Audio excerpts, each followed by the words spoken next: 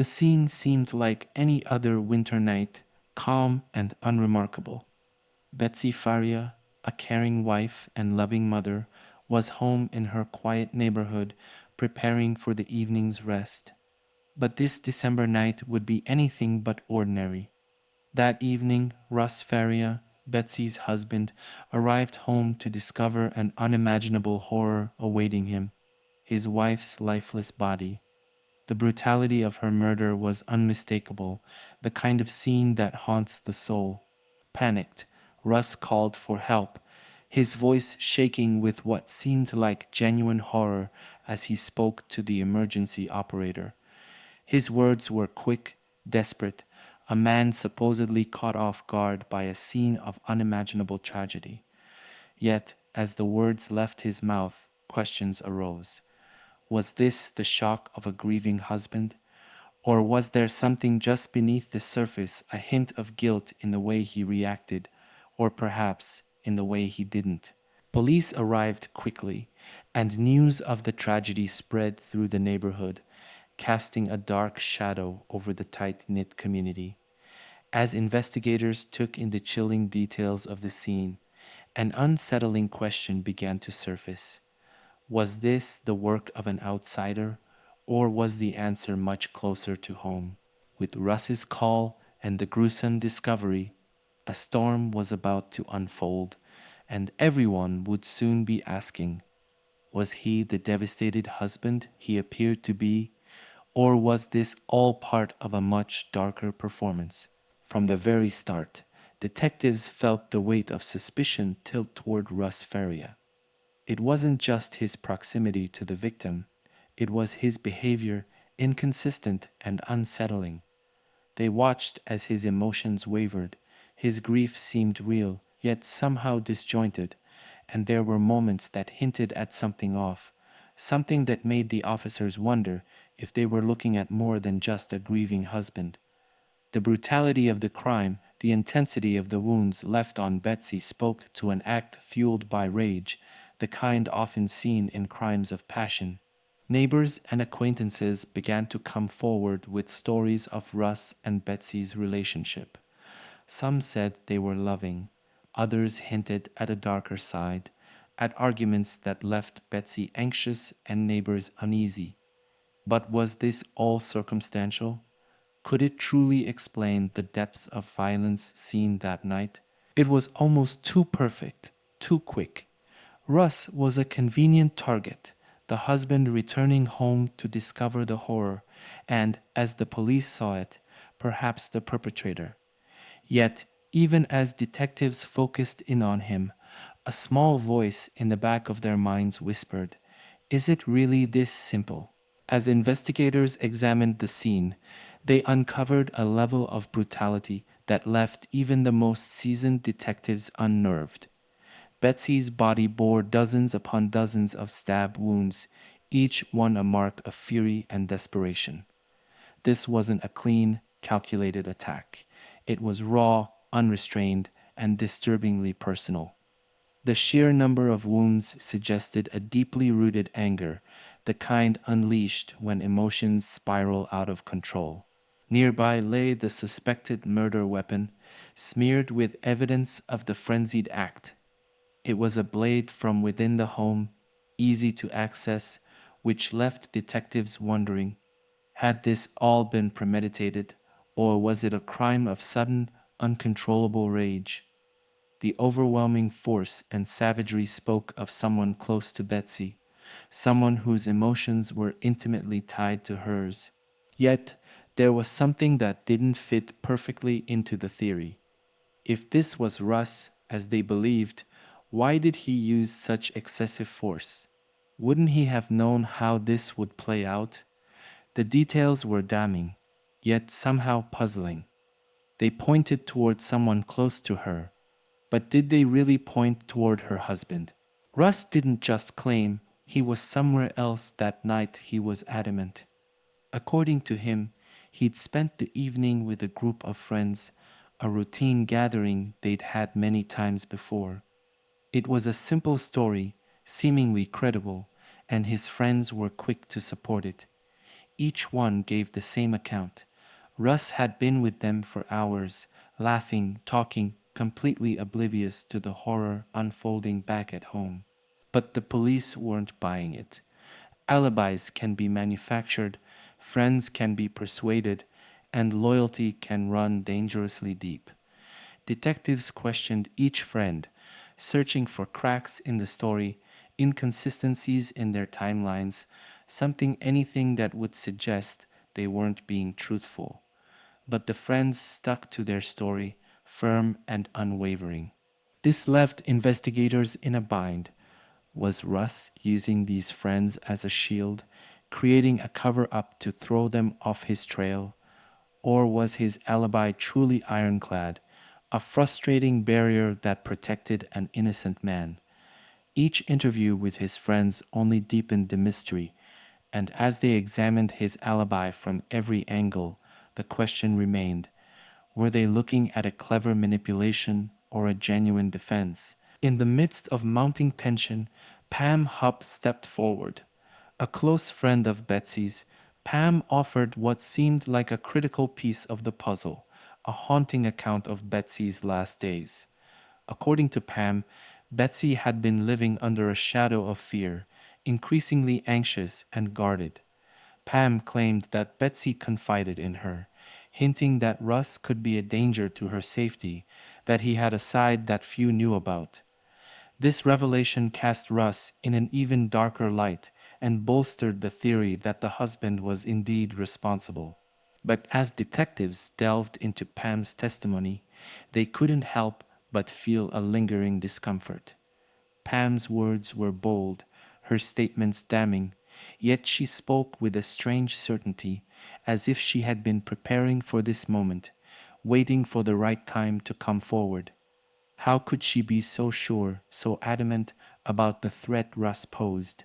And if Betsy had truly been afraid, why hadn't anyone else sensed it? Pam's testimony seemed like a gift for the prosecution, a story that fit neatly into their growing case against Russ. But as convincing as she was, her confidence raised an unsettling question. Was Pam telling the whole truth, or was she pushing the investigation in a very deliberate direction? Just days before her tragic death, Betsy made a surprising and fateful decision. She altered her life insurance policy, removing Russ as the primary beneficiary and replacing him with her friend Pam Hupp. It was a change that raised more than a few eyebrows, a last minute twist that took everyone by surprise, especially Russ. To most, it seemed an odd move, even a betrayal of sorts, as though Betsy had reason to doubt her husband's intentions. But to Pam, it was framed as a selfless gesture, a way to ensure her family was taken care of if anything happened to her. But was it really that simple? This unexpected change cast a heavy shadow over Pam's role in Betsy's life, giving her a significant financial motive. The timing was chilling, the decision almost calculated. Had Betsy truly seen Pam as her trusted confidante, someone to safeguard her interests, or was Pam herself quietly maneuvering behind the scenes, planting seeds of fear in Betsy's mind to manipulate the policy in her favor? The insurance change added a sinister layer to an already convoluted story, shifting suspicion toward a supposed friend. It left investigators questioning everything they knew so far. Was Betsy's trust in Pam misplaced, or had Pam played a far darker role than anyone had suspected? With mounting pressure to close the case, authorities moved forward with charges against Russ Faria. To them, the circumstantial evidence painted a grim picture: a husband with alleged anger issues, a tragic scene of overkill, and the chilling testimony of Betsy's closest friend. Despite Russ's consistent alibi and his friend's steadfast support, the prosecution was resolute. They believed they had their man, and they were determined to prove it. As the trial began, Russ's defense team worked tirelessly to dismantle the case against him. They pointed to the inconsistencies, to the friends who vouched for his whereabouts, and to the glaring questions that the investigation had left unanswered. In particular, they argued that someone else had a more pressing motive to harm Betsy, a motive that extended beyond the bounds of a struggling marriage. But if not Russ, then who? The defense hinted at a shadow of doubt, casting suspicion on an individual whose recent actions seemed troubling, even calculated. Yet, with the prosecution fixated on Russ, would anyone look closer at the possibility of another suspect? The trial hung in the balance, and the courtroom filled with tension as each side fought to unveil the truth. When Pam Hupp took the stand, the courtroom was transfixed. She appeared every bit the grieving friend, cloaked in solemnity, her eyes downcast as she spoke of Betsy's final days. Pam portrayed herself as Betsy's confidante, sharing how Betsy had supposedly confided in her fears about Russ, painting a picture of a woman living in quiet terror. According to Pam, Betsy had even hinted that she might come to harm at Russ's hands. But as her testimony unfolded, a shadow of doubt began to creep over her words. Pam spoke with a strange confidence, a near rehearsed quality that gave the jury pause. Her stories about Betsy's fears were oddly specific, too clear, almost as if they'd been crafted to strengthen the case against Russ. The defense seized upon these details, pressing Pam on why she seemed so resolute in her assertions of Russ's guilt. Yet Pam was unwavering, painting Russ as the villain with relentless precision. Her investment in seeing Russ convicted felt personal, almost obsessive. It left everyone in the room wondering, was Pam motivated by genuine concern for her friend, or was she orchestrating a plan far darker, setting her own stage to see Russ fall?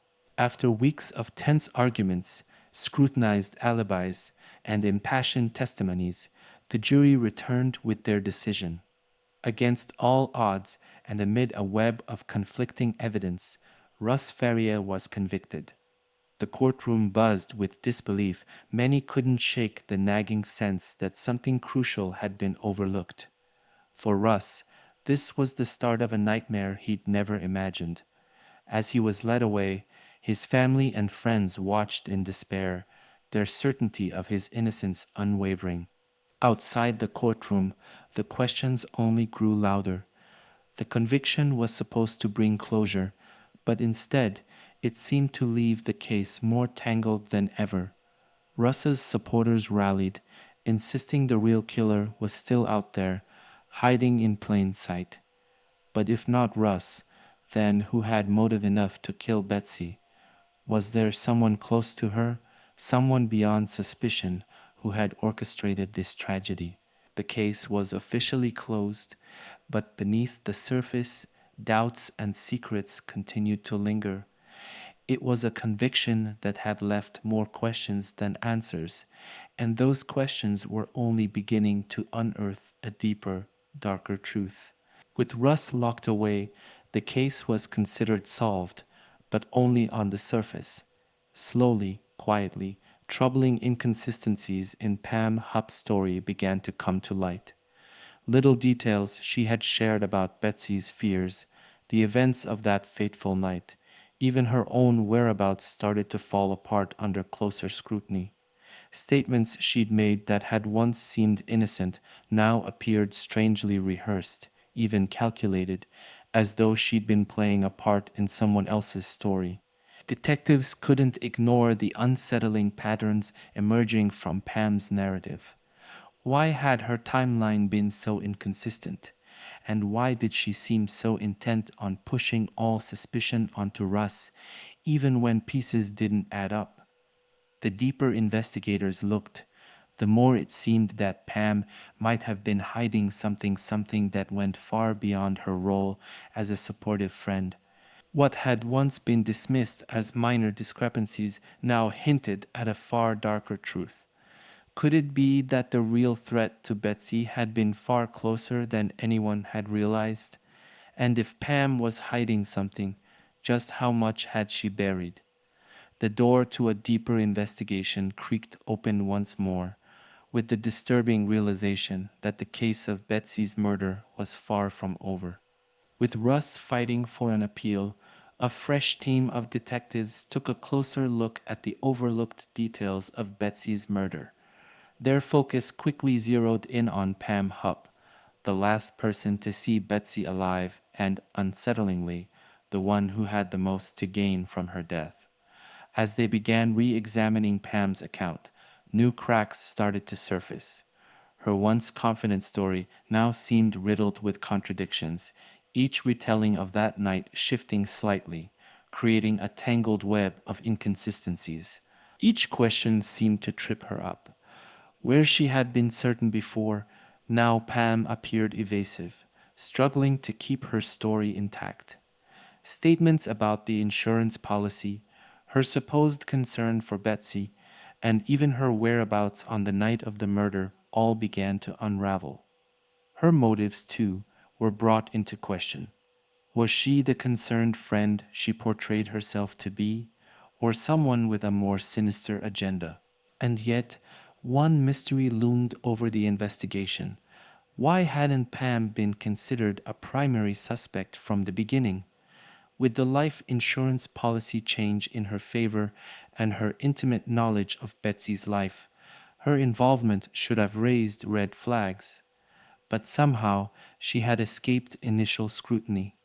Now, with Russ's conviction under question, investigators wondered, had they all been deceived from the start? As detectives dug deeper into Pam's life, they stumbled upon a curious detail, a trail of strange phone calls made shortly after Betsy's murder. These weren't ordinary calls.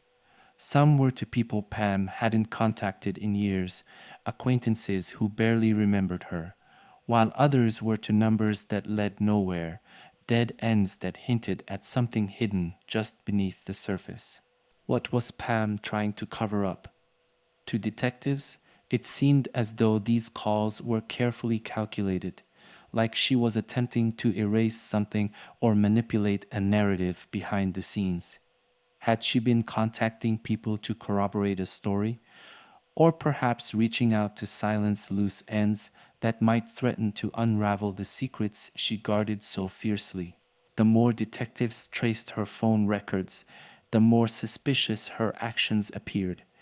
It was as though each call was a piece of a larger puzzle, one that painted Pam not as a grieving friend, but as a woman carefully orchestrating the cover up of something darker.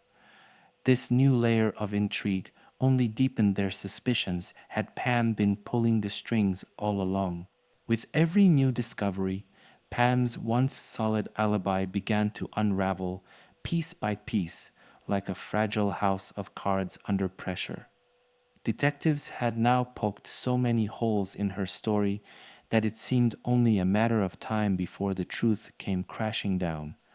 Each inconsistency, each lie, each suspicious call chipped away at her carefully crafted narrative, revealing a dark question at its core. Why would Pam want Betsy dead? In the midst of this mounting pressure, Pam became uncharacteristically silent. The once confident friend who had spoken so freely about Russ's alleged guilt was now guarded, her responses cautious and measured. She stopped volunteering information, answering questions only when absolutely necessary. Her silence was telling, more ominous than her words had ever been. Investigators knew that for Pam, the life insurance policy was a powerful incentive. She had gained more than just money.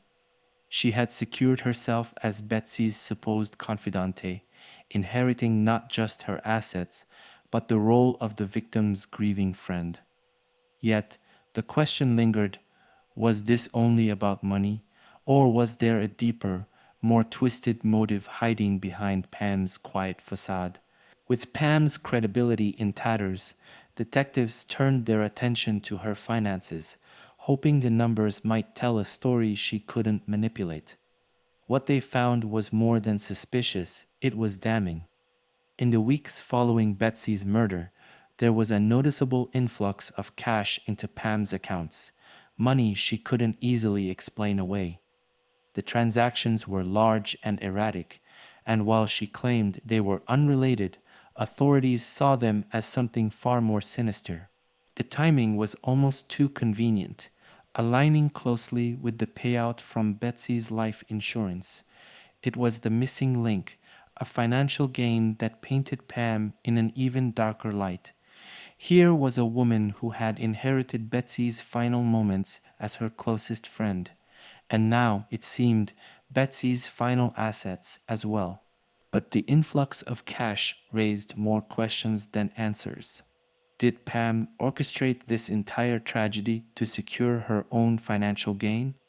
Was she manipulating the legal system for her benefit, carefully positioning herself as the bereaved friend while quietly pocketing Betsy's insurance money? As the evidence of financial motive piled up, it became increasingly difficult for anyone to see Pam as the innocent bystander she claimed to be.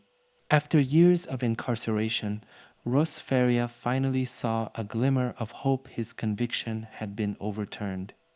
With his release, a fire ignited within him, fueled by the pain of lost years and the desire to clear his name. Russ was no longer the passive defendant swept up in a tragic accusation. He was now a man on a mission, determined to expose the truth behind Betsy's murder. As he stepped back into a world that had moved on without him, Russ faced an uphill battle. Public opinion was mixed, and the lingering shadow of his conviction still clung to him. But he was resolute, armed with a new legal team and a renewed sense of purpose. He began questioning everything, from the initial investigation to Pam's damning testimony, intent on uncovering the pieces of the puzzle that had once been ignored. But as Russ's quest for justice grew louder, so did the uncomfortable truths surrounding Pam Hupp. With each move Russ made to reclaim his reputation, Pam's carefully constructed story began to fray even further. His fight for justice was no longer just about clearing his own name, it was about exposing the real killer. Yet, as he moved closer to the truth, one question remained. Would his pursuit finally unmask the person responsible for Betsy's tragic death? Or was he stepping into yet another carefully laid trap? With fresh eyes on Pam Hupp, detectives uncovered a chilling discovery, a trail of connections that cast her in an even darker light. It wasn't just Betsy's case that bore Pam's fingerprints. As they looked deeper into her life, a pattern of disturbing incidents began to emerge, each one carrying the same shadow of suspicion and deceit. These were not isolated moments of tragedy. They were eerily similar cases, all with Pam somehow involved or nearby. The similarities were startling: unexpected deaths, questionable financial motives, and Pam's uncanny ability to position herself as the grieving friend or witness, gaining both sympathy and often a financial windfall. The more they investigated, the clearer it became that Betsy's murder might be only one piece of a larger, sinister pattern. But the true scope of Pam's secrets remained hidden. What else had she orchestrated, concealed behind a mask of innocence? Each discovery raised the stakes, adding weight to the question that haunted the detectives. How many lives had Pam Hupp affected in her quest for control, money, or perhaps something darker still? Armed with mounting evidence and an undeniable pattern of disturbing behavior, detectives knew they needed more to bring Pam Hupp to justice. Her stories had twisted and turned so many times that piecing them together into a coherent narrative seemed impossible. So they decided to try something bold, a carefully constructed trap designed to pressure Pam into revealing her guilt. The plan was simple yet risky. Create a scenario that would compel Pam to expose herself, to slip up under the weight of her own lies. Investigators knew that Pam thrived on control, manipulating others and her surroundings. But would she fall for it? Or had she grown too confident, too practiced at evading suspicion? Every detail of the trap was calculated, crafted to exploit her weaknesses and capitalize on her unpredictability. All they could do was wait, watching as she navigated the scenario they'd set, hoping that this time, under the bright spotlight of scrutiny, she would finally stumble. This was a critical moment in the case. If Pam took the bait, they would have the breakthrough they needed. But if she didn't, if she saw through their plan, they risked losing their last chance to hold her accountable for everything they believed she'd done. In a dramatic twist, the walls around Pam Hupp began to close in, her once carefully woven lies unraveling one by one. Detectives had outmaneuvered her, and now, with nowhere left to hide, Pam found herself trapped in a relentless interrogation room. Every denial, every flimsy alibi she clung to was shattered by the weight of the evidence they'd meticulously gathered. Her confident mask began to crack, revealing glimpses of fear, even desperation, that she could no longer suppress. Detectives pressed her, one question after another, forcing Pam to confront the intricate web she had spun around Betsy's death and beyond. Each answer she gave only further ensnared her, the inconsistencies piling up, creating a damning portrait that left little room for doubt. As the confrontation intensified, Pam could sense her grip on control slipping, her words now a faint echo of the confidence she once exuded. But would she finally confess, letting the truth escape her lips at last? Or would she cling to her lies until the bitter end, refusing to admit to the crimes that had haunted so many lives? The room fell silent, the detectives waiting, the world waiting. The truth lay just beyond her reach, but only she could decide whether it would see the light. As the final verdict was read, a sense of closure filled the courtroom. The truth of Betsy Faria's murder had come to light, exposing the lies, greed, and betrayal that had driven Pam Hupp to take a friend's life in cold blood. For Russ, it was a bittersweet moment his name finally cleared, his innocence restored, but at the cost of years lost and unimaginable pain endured. For Betsy's family and friends, it was a tragic end to a story marked by manipulation and false loyalty, the ultimate betrayal hiding in plain sight. But with justice seemingly served, a haunting question lingered. Had the full truth been uncovered, or was there more still lurking beneath the surface? Pam's twisted web of lies stretched far beyond one crime, hinting at a darkness within her that may have left more victims in its wake. This case left an indelible mark, a reminder of the danger that sometimes hides closest to us, masked as friendship. What are your thoughts on this twisted case? Could there still be secrets left to uncover, hidden in the shadows of Pam's life? Let us know in the comments. And if you're intrigued by stories of betrayal, deception, and justice, don't forget to like, subscribe, and hit the bell for more from Crime Pulse stories.